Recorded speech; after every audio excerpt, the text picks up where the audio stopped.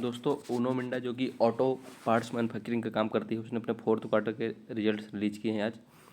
Result के साथ साथ 1.5 रुपीज़ पर इक्विटी शेयर का डिविडेंड भी अनाउंस किया है। तो आइए देखते हैं कंपनी का परफॉर्मेंस फोर्थ क्वार्टर में कैसा रहा। उससे पहले इन्होंने जो डेटा है वो करोड़्स में दिया है, ये आपको बता देते हैं। तो अगर टोटल इनकम की बात की जाए प्रेजेंट क्वार्टर में तो 4,535 करोड़ का है, जबकि पिछले क्वार्टर में कंपनी का रेवेन्यू था 4,192 करोड़ का। तो क्वार्टरली बेसिस पे अगर बात करें तो कंपनी का रेवेन्यू लगभग 9% के आसपास इंक्रीज होते हुए दिखा है। इसके बाद लास्ट ईयर देखें तो कंपनी का रेवेन्यू 3,803 करोड़ का था। तो ईयरली बेसिस पे जो कंपनी का रेवेन्यू है वो लगभग 17% के आसपास इंक्रीज होते हुए यहाँ पे दिख रहा है। इसके बाद कंपनी के अगर एक्सपेंडिचर की बात करें तो प्रेजेंट क्वार्टर में कंपनी का एक्सपेंडिचर 4,207 करोड़ का है, पिछले क्वार्टर में 3,931 करोड़ का, और लास्ट ईयर सेम क्वार्टर में कंपनी का एक्सपेंडिचर 3,501 करोड़ का था। तो क्वार्टरली बेसिस पे और ईयरली बेसिस पे दोनों में कंपनी का जो एक्सपेंडिचर जो है एक्सपैंड होते हुए यहाँ पे दिख रहे हैं। इसके बाद अगर कंपनी का प्रॉफिट आफ्टर टैक्स यानी पैट की बात करें, नेट प्रॉफिट की, तो प्रेजेंट क्वार्टर में कंपनी का प्रॉफिट 289 करोड़ का है, पिछले क्वार्टर में 254 करोड़ का था। तो क्वार्टरली बेसिस पे अगर बात की जाए तो कंपनी के जो प्रॉफिट्स हैं वो लगभग 16% के आसपास बढ़ रहे हैं।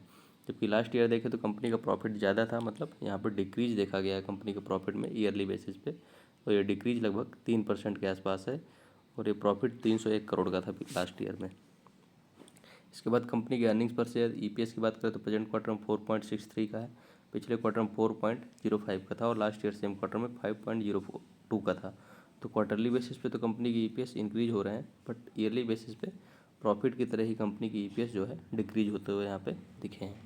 इसके बाद असेट्स की बात करें, क्योंकि असेट्स इंडिकेट करता है कि आने वाले टाइम में कंपनी का रेवेन्यू और प्रॉफिट जनरेशन कितना अच्छा होगा। अगर असेट्स में इन्वेस्टमेंट कंपनी का इंक्रीज हो रहा है, इसका मतलब आने वाले टाइम में कंपनी के जो फाइनेंशियल्स रहेंगे वो भी हेल्दी रहेंगे।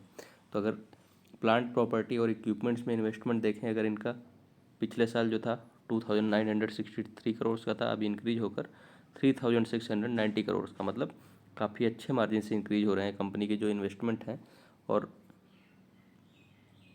इसलिए आप एक्सपेक्ट कर सकते हैं कि आने वाले टाइम में, या आप बोल सकते हैं कि कंपनी के जो फाइनेंशियल्स हैं वो हेल्दी रहेंगे। इसके बाद सबसे लास्ट में देखते हैं कि कंपनी के शेयर होल्डिंग पैटर्न की। तो कंपनी के शेयर होल्डिंग यहाँ पे प्रोमोटर्स की जो है वो कांस्टेंट है, उसमें कोई चेंजेस नहीं है क्वार्टरली बेसिस पे। दोनों क्वार्टर्स में 68.75% की है। जबकि एफआईआई की अगर शेयर होल्डिंग देखें तो क्वार्टरली बेसिस पे यहाँ पे इंक्रीज देखने को मिल रहा है। पिछले क्वार्टर में 9.88% की थी, अभी इंक्रीज होकर 10.09% हो गई है। अगर डीआई की शेयर होल्डिंग की बात करें तो यहाँ पे क्वार्टरली बेसिस पे डिक्रीज देखने को मिल रहा है। पिछले क्वार्टर में 15.45% की थी, अभी डिक्रीज होकर 15.20% हो गई है। तो ओवरऑल अगर रिजल्ट्स की बात करें तो कंपनी ने 1.5 रुपीज़ पर इक्विटी शेयर का डिविडेंड अनाउंस किया है।